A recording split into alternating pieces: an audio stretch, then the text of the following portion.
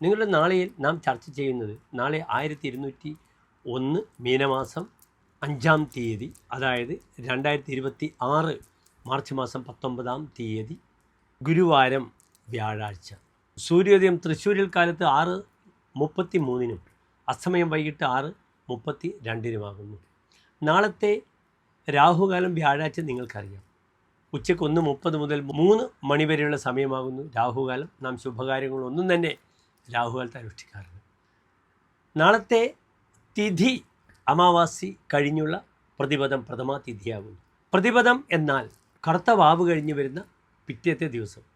അത് കർത്തവാവായാലും പൗർണമിയായാലും പിറ്റേ ദിവസത്തെ തിഥിക്ക് പ്രഥമ തിഥി അഥവാ പ്രതിപദം എന്ന് പറയും. പ്രതിപദം ഒരു നല്ല തിഥിയാണോ? അല്ല. ദാരിദ്ര്യം പ്രതിപദം കുര്യാ. പ്രതിപദം തിഥി ദാരിദ്ര്യത്തെ ഉളവാക്കുന്നു. അതിനാൽ നാളത്തെ നക്ഷത്രം നല്ല നക്ഷത്രമാണ്. നാളെ ഉത്രട്ടാതി നക്ഷത്രമാകുന്നു.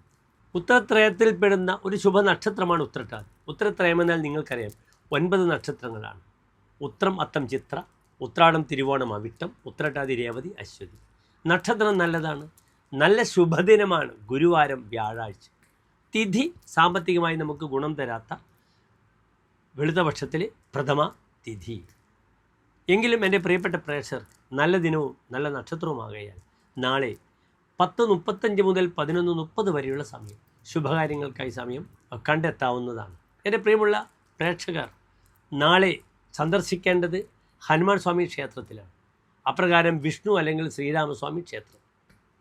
ഹനുമാൻ സ്വാമി ക്ഷേത്രത്തിൽ പേര് ഹനുമാനാണെങ്കിലും ഉപദേവതയാണ് ഹനുമാൻ. പ്രധാന മൂർത്തി വിഷ്ണു അല്ലെങ്കിൽ ശ്രീരാമസ്വാമിയുമായിരിക്കും. അവിടെ തുളസിമാല പാൽപ്പായലം ശ്രീരാമസ്വാമിക്ക് അല്ലെങ്കിൽ വിഷ്ണുവിനും, അപ്രകാരം തന്നെ ഹനുമാൻ സ്വാമിക്ക് അവൽ നിവേദ്യവും സമർപ്പിച്ച് ദോഷങ്ങളിൽ നിന്നൊക്കെ മോചനം നേടുക. എല്ലാ പ്രിയപ്പെട്ട പ്രേക്ഷകർക്കും ശോഭനമായ നല്ലൊരു നാളെ പ്രാർത്ഥിക്കുന്നു. നന്ദി, നമസ്തേ.